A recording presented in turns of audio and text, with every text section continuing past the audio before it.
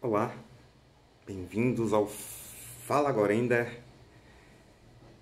E no vídeo de hoje eu trago um tema que para mim é bastante especial,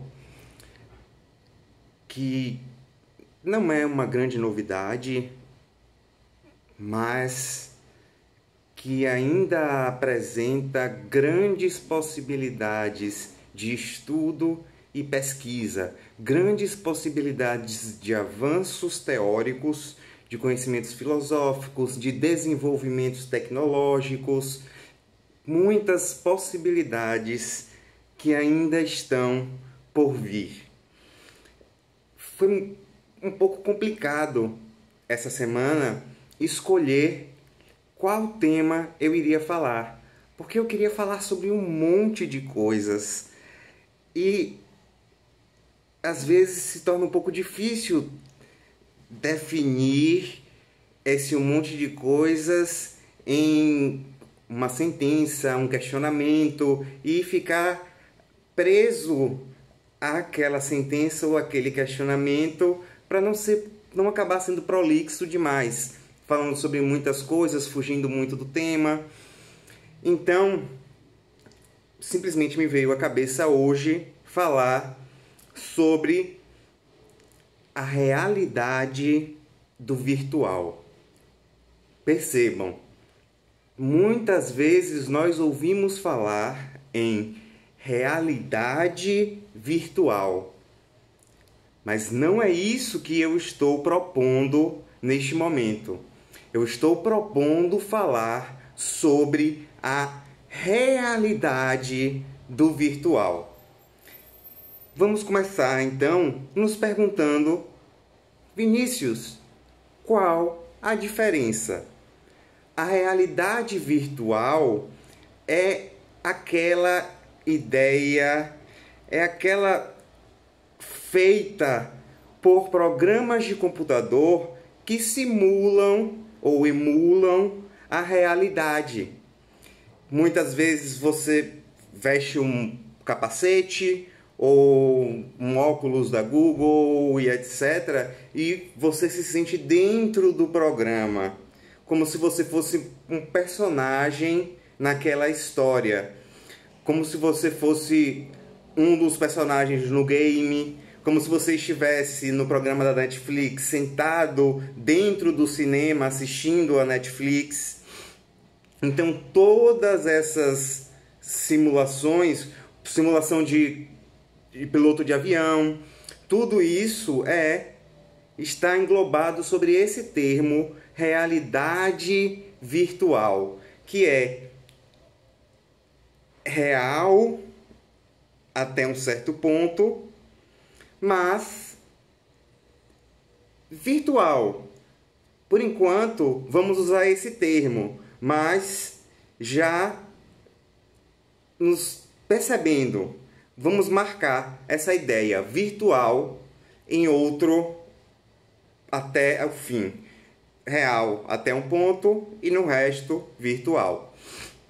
Já quando eu falo da realidade do virtual, eu estou falando em algo que é virtual até um ponto e real a partir desse ponto até o fim. É basicamente o inverso. É você ter aquilo que é virtual, a certeza de que aquilo é virtual, mas aquilo que é virtual deixa de ser somente virtual e começa a entrar no nosso mundo real. Guarde também essa palavra, virtual e real, e fazer parte do nosso universo real.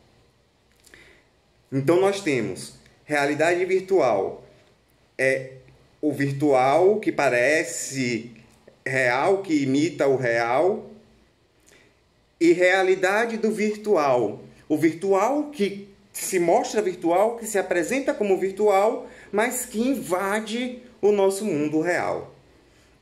Esse tema eu encontrei pela primeira vez, assim, com essa sentença, a realidade do virtual, vou tratar sobre a realidade do virtual, em um vídeo no YouTube de Slavoj Zizek. Zizek, nesse vídeo, ele utiliza principalmente Lacan para explicar essa relação entre o virtual e o real. Ele utiliza 3 instâncias, diríamos assim, de possibilidade de existência: imaginário, simbólico e real. E ele transforma essas 3 instâncias de existência em em 9, porque nós teríamos o imaginário imaginário, o imaginário simbólico e o imaginário real. Nós teríamos o simbólico imaginário, o simbólico simbólico e o simbólico real. E com o real a mesma coisa, o real imaginário, o real simbólico e o real real. Entre esses 3 grupos, entre essas 3 divisões, Zizek é claro em demonstrar que está na esfera do simbólico a maior parte das convergências do virtual para o real. Elas estão na esfera do simbólico. Mesmo que a gente acreditasse, pudesse imaginar que estivessem na esfera do real, essa esfera do real é bastante complexa, porque mesmo na psicanálise lacaniana, a ideia do real, ela segue um pouco a ideia que eu trouxe quando fiz os stories, para quem leu, de Nietzsche, da inexistência de uma verdade transcendental. Se não existe uma verdade transcendental, da mesma forma não existe um real transcendental. O real é o real da mente do ser. Assim como o simbólico é o simbólico da mente do ser, assim como o imaginário é o imaginário da mente do ser. Mas por que o simbólico se destaca? Porque, primeiro, o simbólico faz ponte entre as 2 outras existências e os símbolos, ainda que o real não se repita nas cabeças das pessoas, os símbolos, eles acabam se repetindo, porque há um limite que é um limite, digamos, imposto pelo tempo, porque esse limite vai aumentando com o passar das descobertas que ocorrem no tempo, com o passar das novas experiências, as novas filosofias, novos termos, novas teorias. Tudo isso aumenta o arcabouço de símbolos possíveis. Mas, em um instante, em um momento específico do tempo, os símbolos, o que eles simbolizam, é razoavelmente estático. É razoavelmente definido. Veja que eu estou dizendo razoavelmente.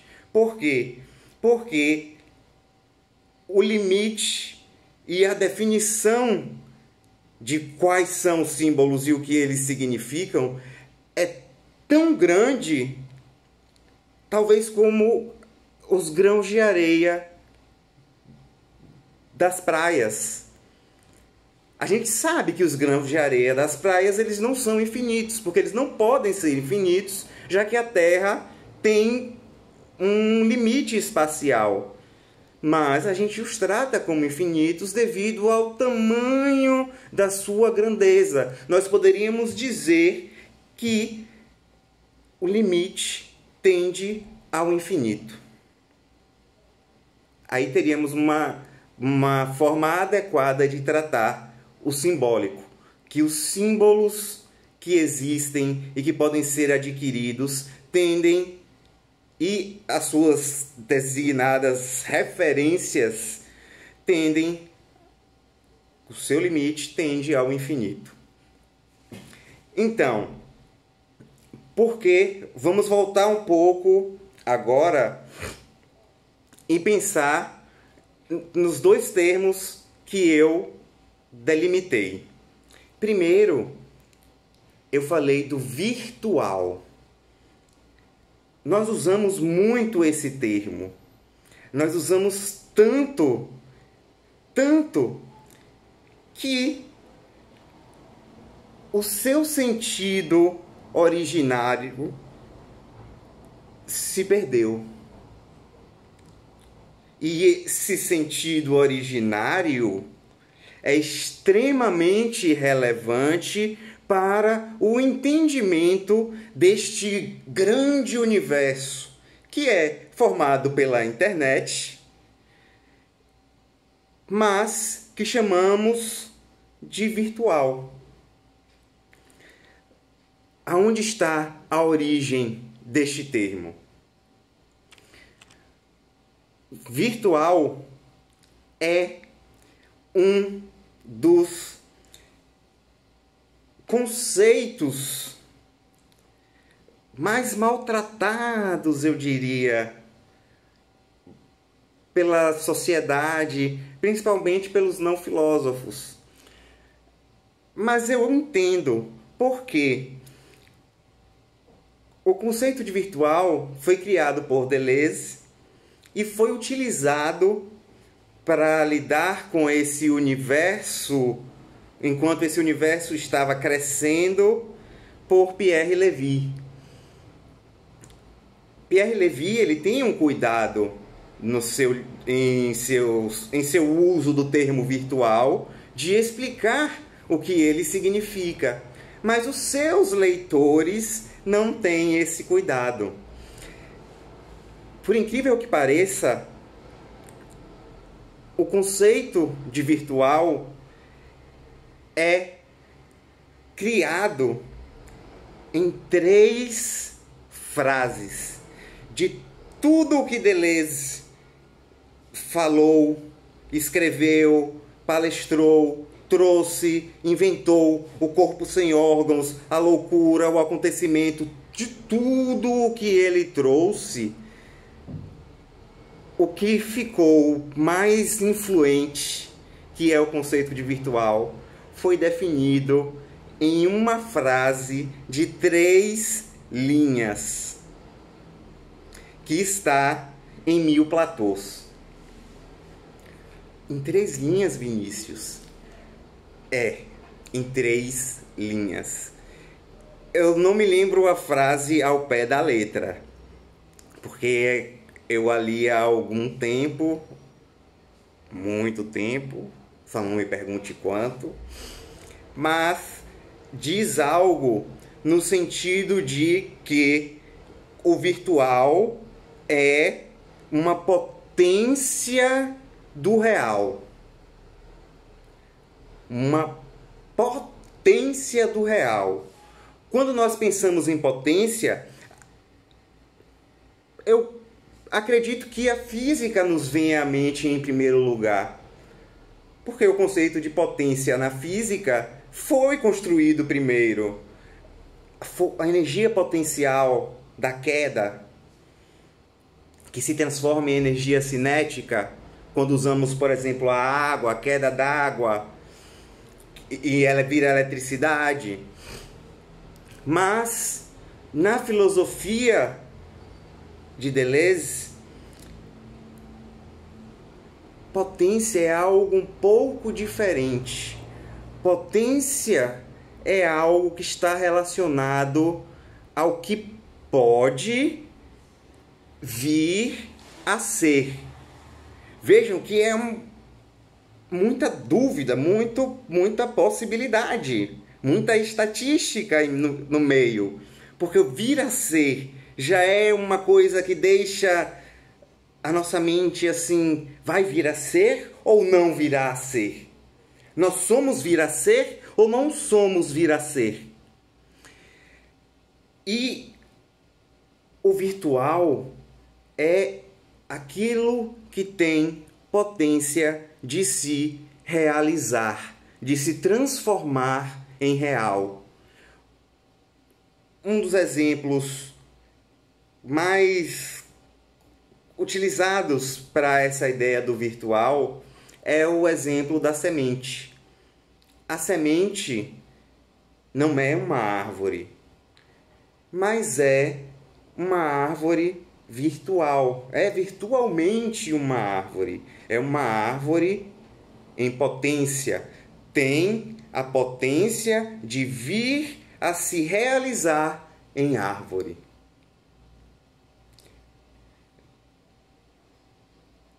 Com esse exemplo, creio que fique um pouco claro o que é o virtual. O virtual é aquilo que tem a potência de se transformar em alguma outra coisa. E essa alguma outra coisa é bem específica. O virtual é aquilo que ainda não é, mas que pode passar a ser real. A semente é real, mas ela não é real enquanto árvore. Ela pode ser simbolicamente uma árvore ou imaginariamente uma árvore, mas ela precisa passar por uma série de fenômenos e acontecimentos, ser regada, precisa do tempo para brotar e crescer e se transformar na árvore. E tudo isso é apenas uma possibilidade de vir a ser. Há sementes que não se transformam em árvores. Assim como nós, muitas vezes, temos árvores que para nós não foram sementes, porque nós pegamos mudas e elas já estão pré-plantadas, pré-nascidas, já são pequenas árvores e que para nós, que não as vimos em sementes. Mas, ou seja, eu tenho aqui a realidade do virtual. Um conceito, então, que é de uma potência de vir a ser.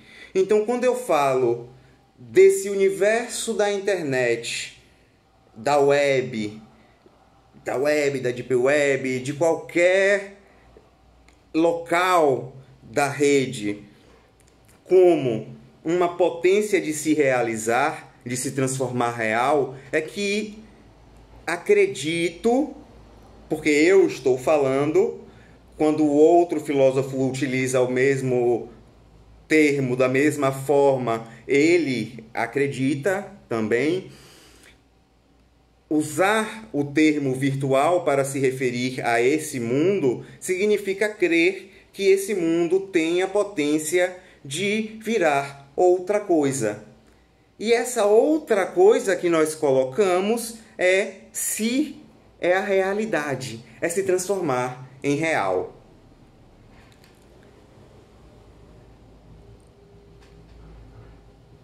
Existe uma outra possibilidade, muito mais adequada, apesar de que não se limita a falar do universo da internet, das coisas da internet. Mas, por exemplo, em minha dissertação ou em artigos que publiquei, muitas vezes eu evitei o termo virtual e utilizei o termo digital, porque se refere muito mais claramente aos zeros e uns, ao uso do computador, ao uso dos microchips nos celulares, ao uso de microchips em tablets e etc. E também abarca aquilo que está na rede, na internet. Então, não são sinônimos, completamente sinônimos, mas podem ser intercambiáveis quando utilizamos uma boa explicação. Vamos para o segundo termo, real. A grande questão do real começa também, eu diria que para a ciência lá em Copérnico, mas para a filosofia, o pensamento filosófico, se forma essa problemática em Nietzsche. Quando Nietzsche afirma que matamos Deus e assim destruímos a possibilidade de uma verdade transcendental, nós também destruímos a possibilidade de um real. Esse real passa a estar ligado à criatura que o define, e não mais à existência de um ser transcendente, imanente, um ser que está tão acima de qualquer humanidade, de todas as humanidades juntas, e mesmo separadas, e somadas, e multiplicadas, ou pensadas de qualquer forma, que esse ser, por si só, é tanto o real, quanto aquele que sustenta a possibilidade do real. Mas quando nós tiramos esse ser de jogo e colocamos a ciência, o pensamento racional, o pensamento científico em seu lugar, nós quebramos algo. E esse algo que nós quebramos é exatamente essa possibilidade de existência de um real que não esteja conectado com uma área do pensamento, com a pessoa, com uma situação, com tempo e espaço específicos. Aqui coloco de forma bem direta, porque creio nisso, o real está ligado a um tempo e espaço definidos. O materialismo histórico. O materialismo histórico não tem a ver com o fim de Deus. O fim de Deus, pelas ciências, pelos modernos, inclusive Copérnico, Galileu, Newton, eram todos católicos ou protestantes, eram cristãos. Darwin, que deu o último golpe, não sei. Nietzsche, ele foi o que primeiro percebeu o que estava por vir pós o período moderno de namoro entre a realidade e a ciência, que era o niilismo, a ausência, o vazio desse real que transcende o ser, que transcende o momento e o tempo históricos. Então, na ausência do real, nós temos, sim, um termo mais adequado, concreto. Ou seja, nós temos aquilo que é digital, que é a rede, e nós temos aquilo que é concreto, que somos nós que usamos a rede, que somos nós em nossas relações com os outros, que somos nós em nossa relação com nós mesmos, que somos nós em nossa relação com o que sai da rede e afeta o nosso cotidiano e as nossas vidas diárias. O interessante de notar é que a rede, o digital, traz novidades, traz possibilidades, traz uma nova relação do homem com o tempo e com o espaço, traz novos pensamentos sobre novas dimensões em que os símbolos podem ocupar.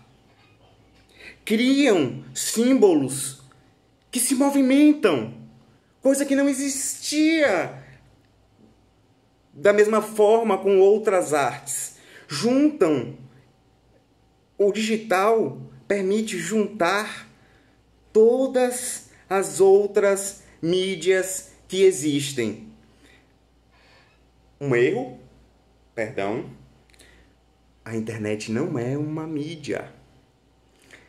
Mídia significa meio e especificamente meio em que a mensagem é transmitida. A internet em si transmite informações de computador para computador. As mídias, até hoje, são as mesmas de muitos séculos atrás. Ou talvez com a adição do cinema, que é a mídia mais recente, nós temos a imagem, a palavra, o áudio e o vídeo e a escrita. Essas são as mídias que nós temos. E a internet, o digital, permite que nós usemos de todas as mídias ao mesmo tempo para transmitir informações. Então isso é completamente novo.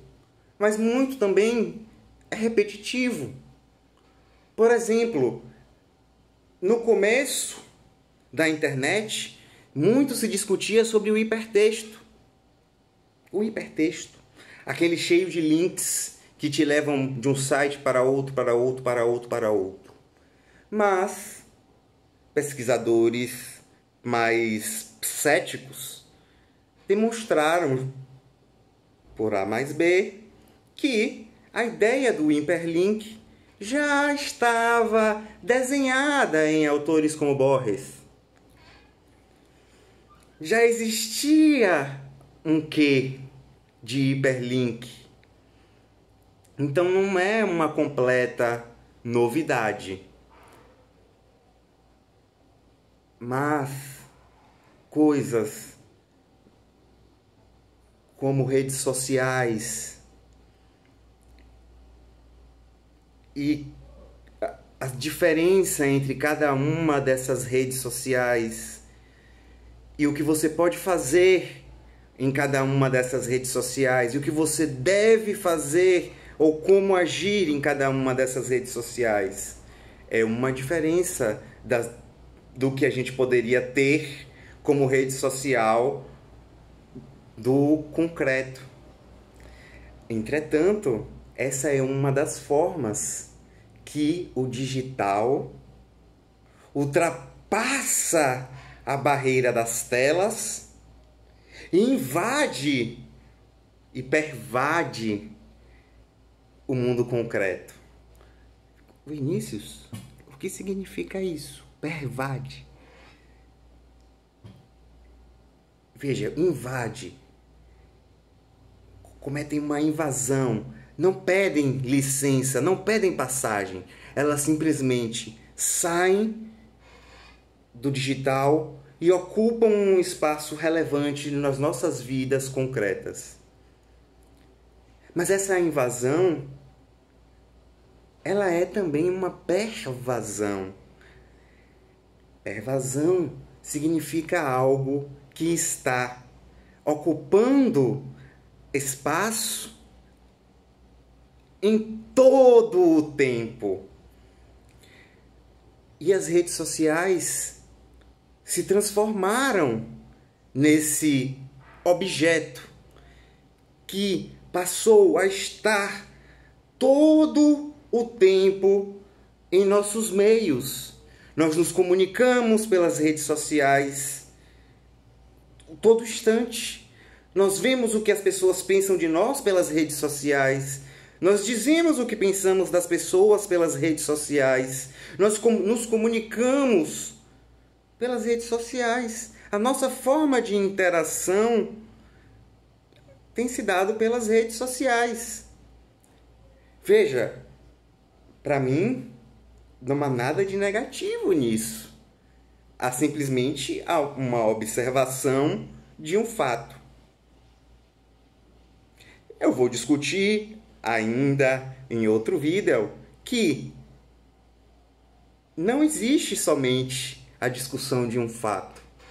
Toda discussão de qualquer coisa, toda apresentação, todo questionamento, todo símbolo é ideológico. Eu disse anteriormente que eu não considero isso uma coisa ruim.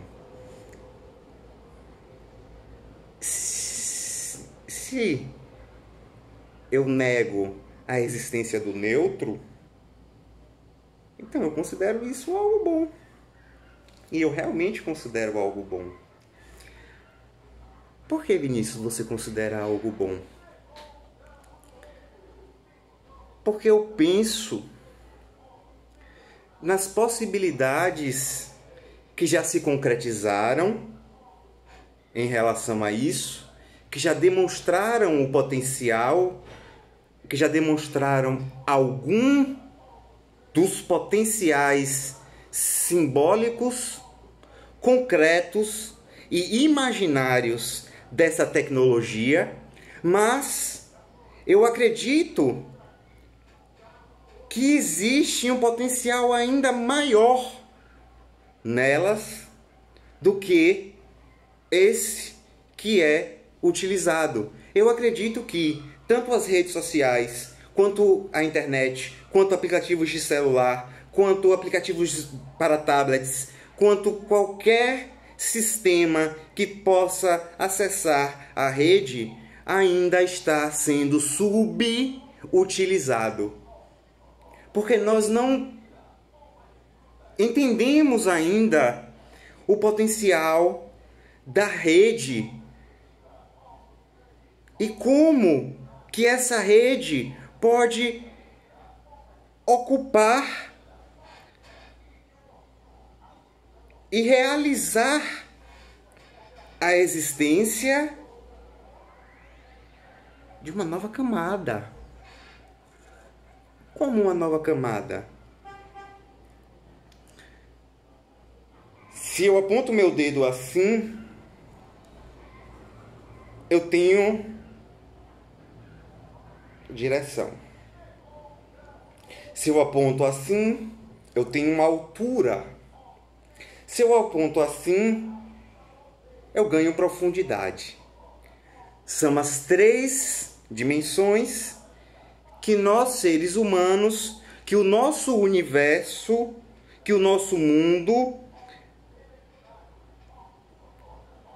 que o nosso mundo aumentando, que a nossa galáxia aumentando, que o nosso conhecimento do nosso universo nos permite enxergar, vivenciar, experimentar um mundo que é espacialmente composto por 3 dimensões. 3 e somente 3 dimensões. Entretanto, a álgebra, que é uma das linguagens da matemática, ela nos permite comprovar numericamente, por meio de equações e cálculos comprovados, aceitos, não discutidos, a existência de mais do que 3 dimensões. A existência de 4, e mesmo a existência de mais do que 4, e mesmo a existência de mais do que 5, e por aí vai. Entretanto, como seres de 3 dimensões, a única possibilidade que teríamos de enxergar a 4ª dimensão seria em um desenho em que nós transformássemos a 4ª dimensão, regredíssemos com ela para a 3ª dimensão. Há um objeto famoso, conhecido como hipercubo, que representa exatamente o crescimento espacial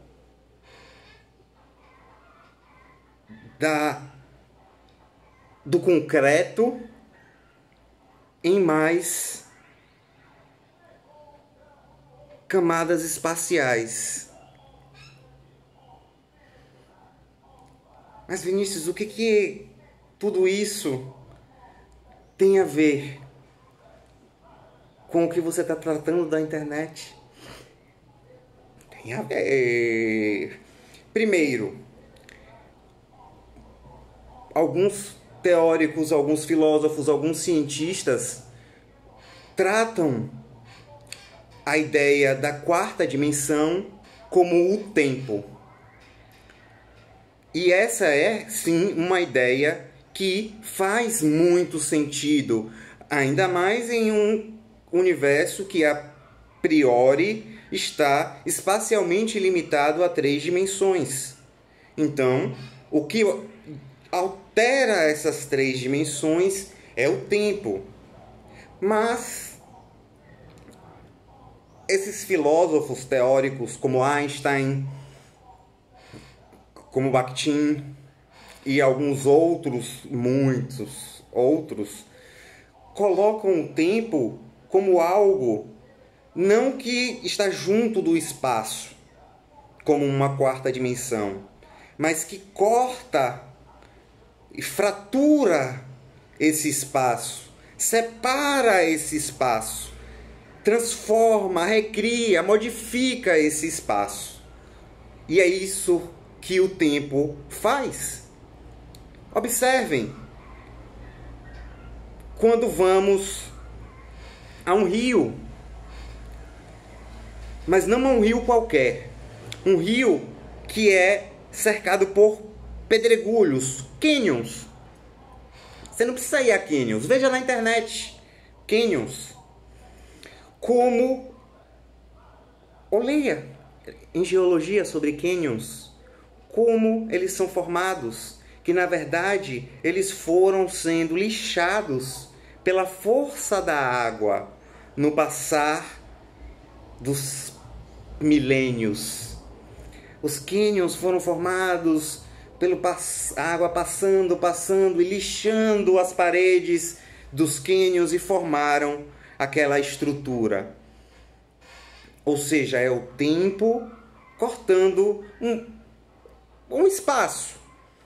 Mas ainda não é assim a ideia. Por quê? Porque quando eu defino esse espaço, eu estou falando de um local e não do espaço. O espaço ele não é definível, ele não tem um tamanho específico, ele não é daqui até lá, ele não é grande, pequeno, ele é o espaço. E ainda mais quando eu falo em dimensões, 3 dimensões. É uma coisa que apenas pode ser concretizada, pensada metafisicamente. A gente não pode, quando pensa no espaço, não tem uma ideia que venha à cabeça que se adeque a esse signo espaço. Todas as ideias que nós possamos ter são inadequadas, porque o espaço é um conceito abstrato, que só existe dentro de algumas ciências, como a geometria, por exemplo. Porque na física, o espaço quer dizer outra coisa. O espaço ele já tem uma limitação dentro da física. Mas para a geometria, e é na geometria que essas dimensões aparecem, e a álgebra serve como ferramenta para demonstrar que a geometria de 3 dimensões é a nossa possibilidade e a nossa impossibilidade de atingir uma quarta dimensão.